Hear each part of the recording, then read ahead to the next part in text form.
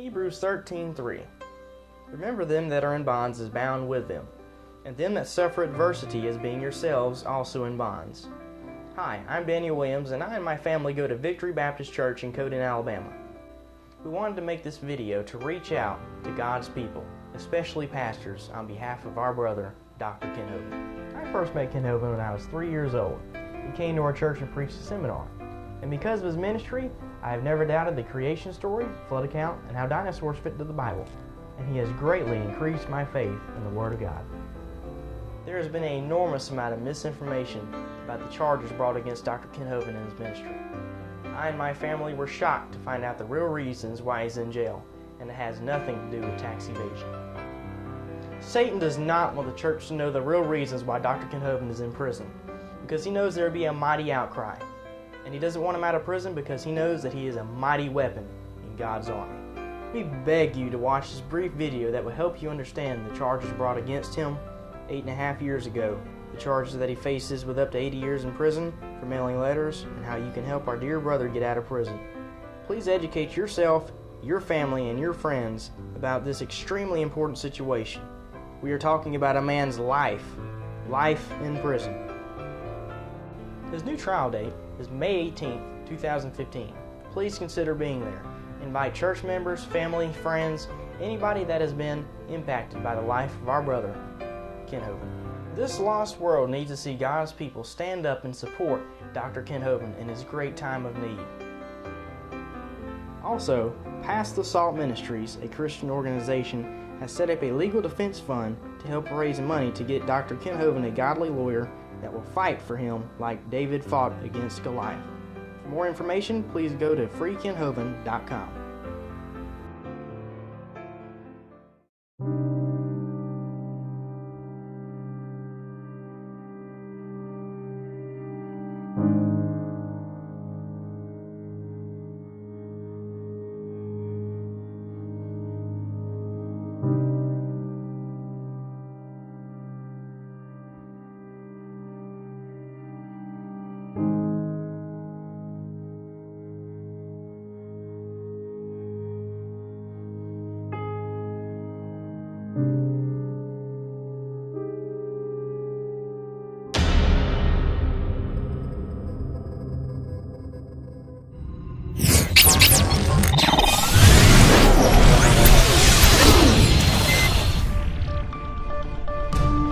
Hi friends, this is Coach Dave Daubenmire at newswithviews.tv at newswithviews.com. Thanks for tuning in today. I just returned from Pensacola, Florida with a group of friends of mine, and we went down to stand with our friend Dr. Ken Hovind, who's on trial in Pensacola, Florida for the charge of mail fraud. I think it's important that I give you a little bit of information that's certainly been misreported in the press. And anytime you do a Google search or anything like that on Dr. Hovind, the wrong information comes up. Let me make this very clear. Dr. Ken Hovind has served 100 months in jail, not for tax issues. You'll do a Google search and they'll say that he's a tax protester or a tax evasion or whatever. Dr. Ken Hovind has spent 100 months in jail, 8.5 years, for the issue of structuring.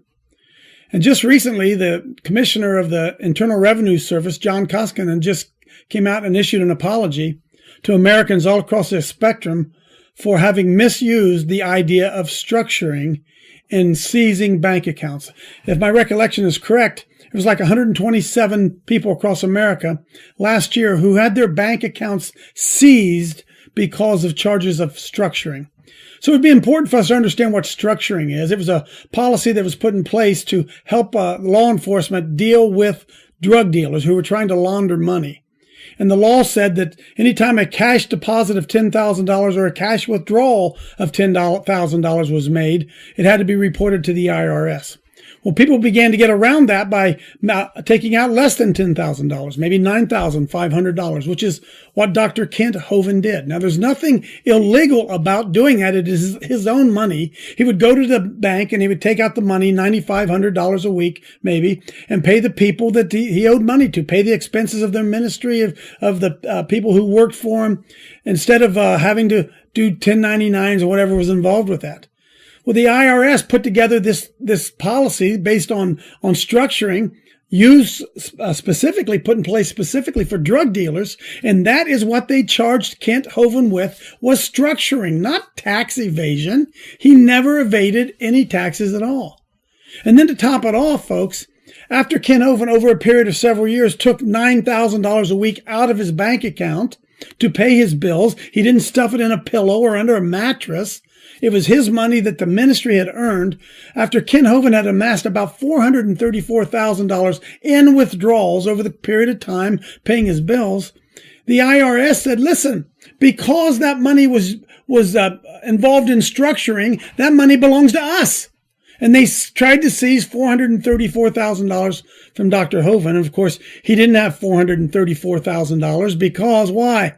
They'd spent it. They'd paid it. They weren't trying to hide anything from anybody. So Dr. Hovind, when he was put in jail, then they went about the idea of trying to seize the property to come up with the $434,000. And what Dr. Hovind is on trial today, folks, he is not a tax protester or a tax evader. What Dr. Hovind is on trial today for, and I consider it piling on, is what they called mail fraud from jail. Now, what he did was a perfectly legal action, filing court actions from jail. He's done that for the 8 years he's been in there, trying to get himself free. He filed a motion whereby he put into the file of his properties a legal document saying, listen, this property is still being contested. This is not a free and clear property. And so when they would do a title search, someone wanted to buy his property, they'd do a title search. This letter would be in there saying, listen, there's some debate as to who owns this property. Buyer beware. You're buying some property that's still in dispute. Perfectly legal that he did it. But because the judge had told him to stop doing that, stop filing the reports, and stop filing the appeals, they found him in contempt of court. So Kent Hovind is in jail, or is in court today for two things: mail fraud. Listen, folks, if he had taken that filing and he had hand carried it to the courthouse, it would not be mail fraud. Do you understand that? It would not be mail fraud. But he couldn't hand carry it. It had to go through the mail. And issue number two, he has the right to appeal while he's in there. But they're also charging him with contempt of court because he continued to exercise his God-given right, his American right to appeal. The First Amendment says the right to petition the government for a redress of grievances. That's what Kent Hovind has done. Folks, he is not a tax protester. He has not refused to pay his taxes. They have seized $434,000 from him already, which was not their money to begin with. And now they want to put Kent Hovind in jail for an additional 20 years. It's amazing. We had the opportunity to be in the courtroom, spent 3 days down there in support of Dr. Kent Hovind, and just want you to know that I believe that the charges that they're bringing against him right now are nothing more than piling on, trying to put him in jail for an additional 20 years. I would request that you'd pray for Dr. Dino, pray for Kent Hovind, that justice would be served. So more than anything with this video, I want to clear something up. He is not a tax protester. He's not in jail for tax evasion. He's not in jail for not properly paying his taxes. He's in jail for a process called structuring, which was designed to be used to combat drug dealers. Is that unbelievable? Pray for Kent Hovind, that justice would be done in his case. This is Coach Dave Daubenmire at newswithviews.tv, at newswithviews.com. We'll see you next time.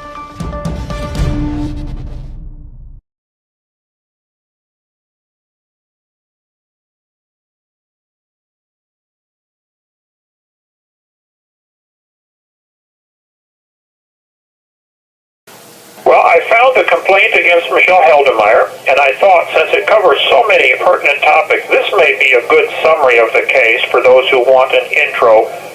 What happened? What's this about? Rather than, I'm going to get copies made whenever the clerk comes by to do that. It might be today or tomorrow, and then mail them to you. But I thought I might just read it, and you can record it. Yes, sir. That sounds like a great idea. The recording is going, and the floor is all yours, sir. Okay, this is a complaint I filed against the U.S. attorney who came after me, Michelle Heldemeyer. The other one, John David Roy Atchison, hung himself after being arrested for child pedophilia stuff, that's all. in the record, but I thought I would read this. I filed one in Pensacola, never got answered, and apparently got lost in the shuffle, and I filed this one in when I found out she was also approved to practice law in Denver, Colorado. So the date is December 9th, 2013, complaint to the chair of the court's bar, disciplinary and admissions bar. Clerk of the court, well, this one I mailed to Federal Courthouse, 1 North Palafox, Pensacola, but the same identical one went the same day with a different heading to Colorado. So I'll just read this to you. From Kent Hovind, inmate number, Berlin, New Hampshire. Regarding attorney Michelle Heldemeyer's unethical actions and misconduct in U.S. v. Kent and Joe Hovind, federal case 3:06 CR 83 MCR. I am Kent Hovind, born January 15, 1953 in Peoria, Illinois. I have first-hand knowledge to the truth of this complaint. I've been a Christian since 1969 and an ordained Baptist minister since May 25, 1974. I've been involved full-time in an evangelistic ministry called Creation Science Evangelism in Pensacola since 1989. See www.drdino.com. I've traveled and preached in all 50 states and over 30 foreign countries, and have done 100 debates at universities defending the Bible as being scientifically accurate against various atheists and evolutionists. My wife of 40-plus years and 3 married children and 5 small grandchildren all live next door and work in the ministry with me. Starting in about 2003, Pensacola-based attorney Michelle Heldemeyer led a team of attorneys and IRS agents targeting this conservative ministry. They finally got an indictment against both my wife and I on July 11, 2006, by use of lies, deceit, and withholding exculpatory evidence on 3 totally bogus charges as explained below. The entire case is being appealed, but it is her misconduct I'm filing this complaint about. As a United States attorney, she is not just a lawyer trying to win a case. She represents a sovereign, one of the greatest nations in the history of the world. As a minister of justice, she has a duty to ensure that I, as a defendant, am accorded procedural justice under the very Constitution that not only gives her a job, but that she swore to uphold. And in parentheses, see the highlighted portions from Supreme Court Case Exhibit 1 and paragraph 9. I didn't find that, Rudy, to read into the record here, but that was a 1935 Supreme Court case where it says the U.S. attorneys can strike hard blows but not foul ones. They must stay within the law. I'll find that when I can find it. Okay, to continue. In spite of this clear, well-defined, and long-established duty of hers, before and during my trial, she was deceitful, dishonest, and deliberately withheld exculpatory evidence of my innocence from both the grand jury, the petite jury, and the court. Her actions were more than just unprofessional, they were unethical and malicious. Rather than answer my plea for help and answers, parentheses, Exhibit 2, page 2. And Exhibit 2 is my 2005 affidavit that I filed with the grand jury and Michelle Heldemeyer. So that's already up online someplace, I think. She caused great damage to me, my family, the ministry God has called me to, and my reputation by her deception and dishonesty. She violated my constitutional rights, parentheses below, as well. Here are the details. Number 1, in 2005, a grand jury was convened to try to get an indictment against me. When I learned of this through friends of mine who were called to testify before the grand jury, I sent several letters and 2 sworn affidavits to the grand jury and asked that I be allowed to come and defend myself before charges were brought, dragging me into a very expensive court case, which statistics show the government wins 99+% of the time. The U.S. attorneys have a standing joke that they can indict and imprison a ham sandwich if they want. Michelle Heldemeyer did not allow the grand jury to see my letters or affidavits or the exculpatory evidence I had attached, nor did she attempt to answer any of my questions or show me any law I was violating, even though I sent her a copy of all correspondence mentioned in the attached affidavit nearly a year before the indictment. I sent the first affidavit with my longtime friend Ernie Land, since he had been called to testify. He handed the affidavit to the grand jury foreman, but Michelle Heldemeyer took it away before they left the room or had time to read it. She was upset that they were seeing the evidence of my innocence, and as she was leaving the grand jury chamber that day, one of my staff members overheard her say, quote, "I didn't want them to have this information." And then Exhibit 1, page number 1. I think that should be Exhibit 2. I made a mistake here. I'll change that. Okay. We continue. The staff member also noted that no one in the grand jury was carrying any paperwork, even though Ernie Land had given it personally to the foreman. You may contact Ernie Land, and it gives his contact info here, Doc Fogg, and now he's changed it. You can give that, Rudy. I don't remember what it is. Okay. On September 15, 2005, I mailed a third sworn affidavit, Exhibit Number 2, to the federal courthouse addressed to the grand jury foreman with a self-addressed and stamped envelope and asked for a reply, which I never received because Attorney Heldmeyer did not allow them to receive it or read it either. She violated my First Amendment right to be heard and my Fifth Amendment right to due process by not only refusing to let me testify on my behalf before the grand jury, but also by withholding from them the fact that both I and my attorney had even requested that I be allowed to testify. She also This call is from the Santa Rosa County Sheriff's Office. She also maliciously withheld plenty of evidence of my innocence, as we'll see below. As an attorney sworn to defend the very Constitution that gives her a job and her authority, this was clearly an abuse of power on her part.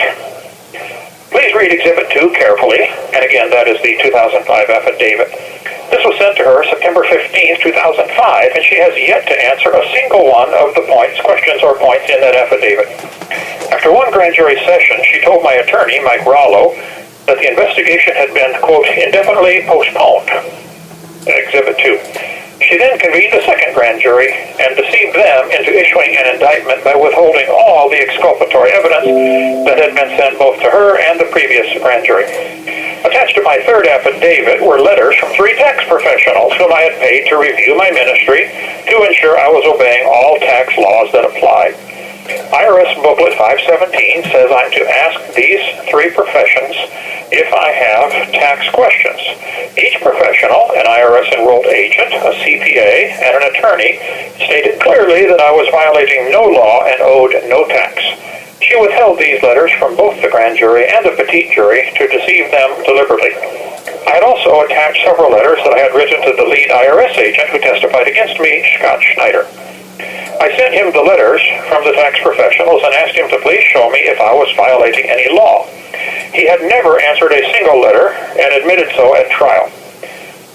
Attorney Heldmeyer had all this exculpatory evidence a full year before the trial, yet she misled the juries and the court by maliciously withholding it. She violated her duty to ensure I received procedural justice by not demanding his testimony be stricken from the record and the case dismissed. Number 2. She deliberately misled and confused the grand jury to get an indictment on 58 counts involving 3 issues. Issue number 1 involved 12 counts of failure to withhold and pay over a tax. She knew that to have a legal income tax assessment, a certified individual or company tax assessment record must be prepared by the IRS on or with Form 4340. Including a Form 2866, which is a Certificate of Official Record. She knew that the government had not done an assessment or issued those forms, so there was no evidence I had failed to pay any tax. She misled the grand jury and never told them that these forms were required. Everyone knows the IRS code is a bewildering maze of legalese that most average people have no clue how to navigate. The average citizen trusts attorneys to know what the law says, and they especially trust the United States attorneys to know the law and follow the law. She misused her position and prestige to lead the grand jury to issue an indictment on counts 1 through 12, even though these counts have the missing legal and fact elements required before a tax liability can be due and owing. She also knew from the facts presented in Exhibit 2, page 8 to 10, that I was an ordained minister and was clearly an exception to the tax or withholding requirement she was charging me with violating, yet she deceived the grand jury by withholding this knowledge from them. Issue number 2.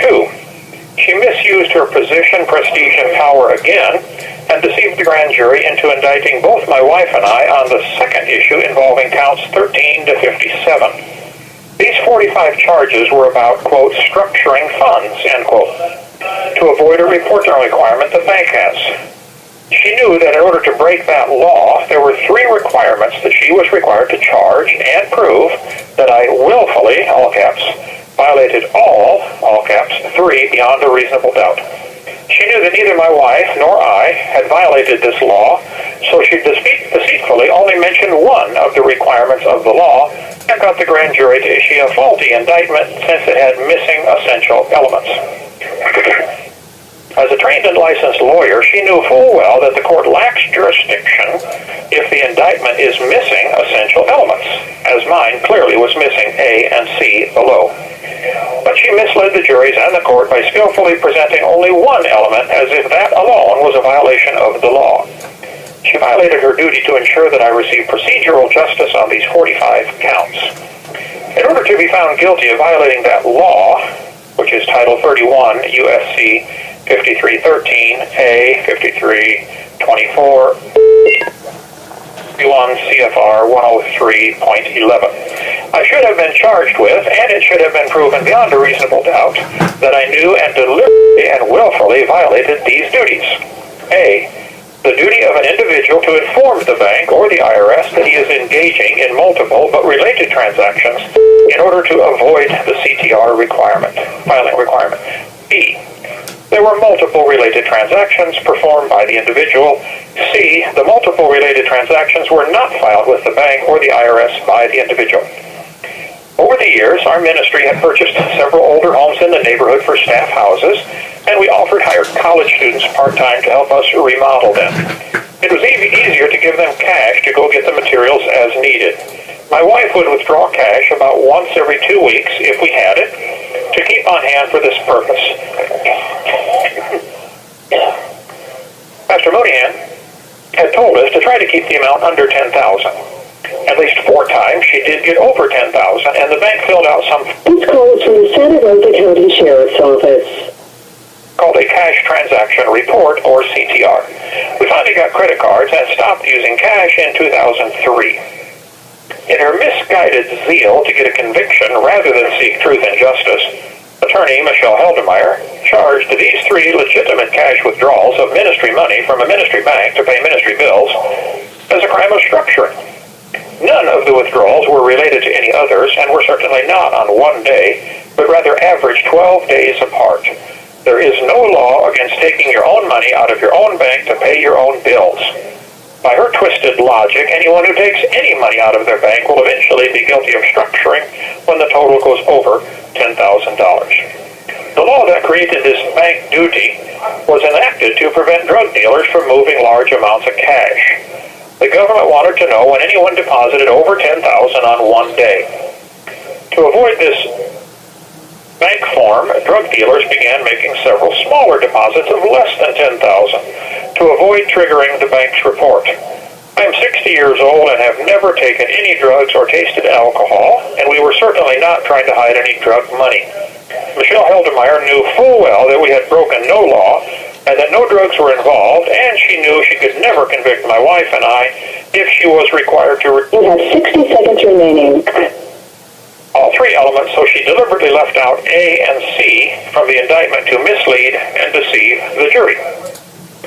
At the close of the trial, my attorney was reading the jury instructions everyone, including Heldemeyer, had already agreed to. That in order for us to be found guilty, the amount of money structured had to be 2 or more transactions that totaled more than $10,000 in one day. Michelle Heldemeyer suddenly realized the jury could clearly see we had never done this, so she stood and objected to her own jury instruction. Let me call back and finish this. Yes, sir. Yes, sir. An inmate at the Santa Rosa County Sheriff's Office. This call will be recorded and monitored. Your advance pay account balance is $87.18. For customer assistance, billing inquiries, or to block future calls, dial 1-877-650-4249. To hear the cost of this call, press 8 now. To accept this call, press 5 now. To decline this call, now. This call is subject to monitoring and recording. Do not use 3-way or call waiting features during this call. Thank you for using Global Town Link. All right, to continue reading my complaint of misconduct against Michelle Heldemeyer, Judge Rogers called for a recess and returned with a new jury instruction that changed the law and said words to the effect, if you find the Hovinds withdrew less than $10,000, you must find them guilty of structuring. Michelle Heldemeyer knew full well this was not what the law said, but she allowed the jury to have this flawed instruction without objection.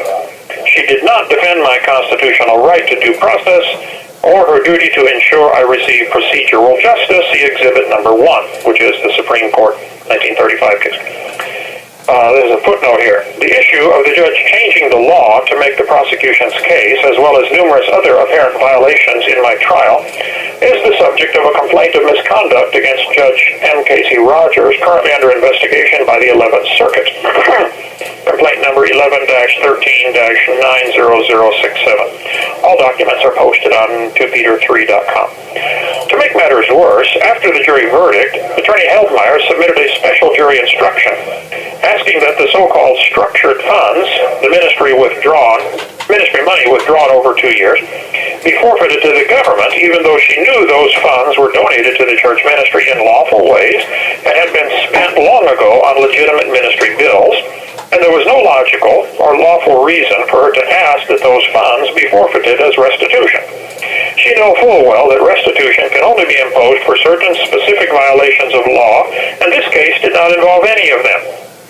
Her call for restitution violated 5E1.1A1, which provides restitution only if authorized under USC, that stands for United States Code, 1593, 2248, 2259, 2264, 2327, 3663, 3663A, or 21 USC 853Q. Drug laws. There were no drugs in this case, yet she purposely misled the jury and the court into thinking she had authority to ask for these ministry funds to be forfeited. She did not point out the obvious violations of the law, nor object when the judge granted it, but rather instigated and participated in this fraud herself. As the attached affidavit, Exhibit 2, page 7, explains, I had discovered that the IRS had coded me as a, quote, underground coal miner in the Virgin Islands, end quote. I immediately sent documentation to correct the record, and then, to be sure the IRS had the right records on me, I did a request under the Freedom of Information Act, FOIA, to see my corrected individual master file, IMF, that the IRS keeps on every individual. It was 710 pages and cost me $146 to get. In it, there were about 35 pages that clearly stated that I was not a tax protester and owed no tax. See sample pages, Exhibit 3. I can send you all 35 pages if you need them. During the trial, in an attempt to convince the jury I had, quote, impeded the IRS in the performance of their duty, that's count 58, Attorney Heldemeyer introduced my IMF as evidence that I had caused the IRS to do a lot of work in gathering all that data. She did not mention the fact that I have a lawful right to that information via FOIA. Oh, I got a call back. They're asking me at the door here. I'll call right back. Okay, sounds good. Okay. All right, Pastor Hovind had to step away, but one of the things that I want to point out as he was reading that is how critically crazy it is when he said they changed the jury instructions after they had already agreed. So as he was reading that, he's trying to get a lot of information in a short period of time, but he said they changed when he said they, it means Judge Margaret Casey Rogers allowed the jury instructions to be changed, which is absurd. But in any event, we'll put it on pause and wait for him to call back. Get over. An inmate at the Santa Rosa County Sheriff's Office. This call will be recorded and monitored. Your advance pay account balance is $86.09. For customer assistance, billing inquiries, or to block future calls, dial 1-877-650-4249. To hear the cost of this call, press 8 now. To accept this call, press 5 now. This call is subject to monitoring and recording. Do not use three-way or call waiting features during this call. Thank you for using Global Link. Hey, brother, just a couple more paragraphs. Yes, sir. Let me get a good edit point. I'll start over at the paragraph I've half finished here. Okay. All right. During the trial, in an attempt to convince the jury I had impeded the IRS in the performance of their duty, count 58, Attorney Heldemeyer introduced my IMF as evidence that I had, quote, caused the IRS to do a lot of work in gathering all that data, quote. She did not, bold not, mention the fact that I have a lawful right to that information via a FOIA, and the IRS has a person on staff for the purpose of answering FOIA requests. She also did not mention that I paid full price for the IMF, nor did she mention that she had deliberately and maliciously withheld the 35 pages that showed my innocence. I followed the law to the letter, yet she made it look to the jury that I was committing a crime by paying for the file the IRS kept on me, and Congress says we are allowed to get. At trial, Agent Snyder was asked by my attorney about the IMF, which is Exhibit 4, and without even touching or looking through the stack of papers my attorney was holding, parentheses, the IMF, Snyder admitted that he knew the pages showing my innocence were not there, even though it had been certified as a true copy. See page 4.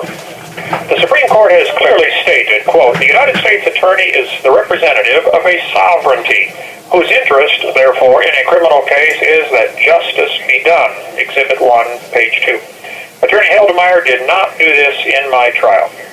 When my attorney tried to use this evidence of missing pages from the IMF to impeach Agent Snyder, the judge stopped his line of questioning and intimidated my attorney with a reminder that Agent Snyder was not on trial. He stopped pressing the point, but Attorney Heldemeyer not only knew of this deceit, but originated it, orchestrated it, and approved of it. Rather than perform her duty of seeing justice was done and that my rights were protected by agreeing that with my attorney that the witness should have been impeached at that point, she was silent. She was determined to get a conviction by any means, lawful or not. Issue number 3, obstructing. Count 58 of the bogus indictment charged me with obstructing the IRS and threatening one of their agents. In April 2004, Scott Schneider led a Gestapo-style SWAT team raid of our church ministry and seized 42 boxes of ministry records, all the cash on hand, and interrogated all the staff for hours. The day after this raid, I was doing my daily radio program, and a caller suggested I pray for them like King David prayed for his enemies in the Bible. I prayed and asked God to protect me and our ministry, and I turned the matter over to God to handle. Over 2 years later, Michelle Heldemeyer asked for an indictment saying I threatened Scott Schneider. On the witness stand, my attorney asked Agent Snyder when I threatened him, and he referenced the... This call is from the Santa Rosa County Sheriff's Office. And he referenced the prayer on the radio. My attorney asked how a prayer can be a threat, and he responded with words to the effect that in the Bible, God would often answer those prayers by harming or killing the individual prayed for. TIGTA, T-I-G-T-A, which is the Treasury Inspector General Tax Administration, I think, did an investigation and determined there was no threat. See Exhibit 4, page 2. She knew there was no threat, yet she violated her duty to seek justice and falsely charged me. As the board responsible for issuing licenses to attorneys, I ask that you investigate each item in this complaint and get Attorney Heldemeyer to answer for her unethical actions and misconduct and issue sanctions and administer whatever discipline is appropriate. In order for all Americans to have respect for the law and the justice system, it is essential that conduct unbecoming a licensed attorney be punished and corrected or their license revoked. I hereby swear under penalty of perjury that the above facts are true and correct to the best of my knowledge and understanding. Ken Hovind, December 9, 2013.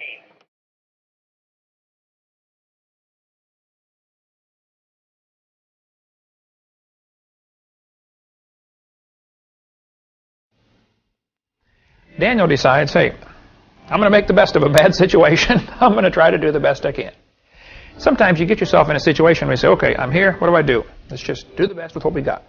Other people get in a bad situation, they get falsely accused, they end up in jail, and they get bitter. Some people get better, some get bitter. Joseph in the Bible is a good example. You know, he's falsely accused by his master's wife. Here he has already been sold by his brothers to be a slave. You know, things aren't going too well for Joseph in life. Ends up in jail for 13 or 17 years. I think he was 17 when he went, and he was in for 13 years, 30 altogether. 13 years in jail for doing nothing wrong. Decided, hey, let's make the best of it. Sometimes you just have to get yourself that attitude of, okay, things aren't going well, let's do the best we can.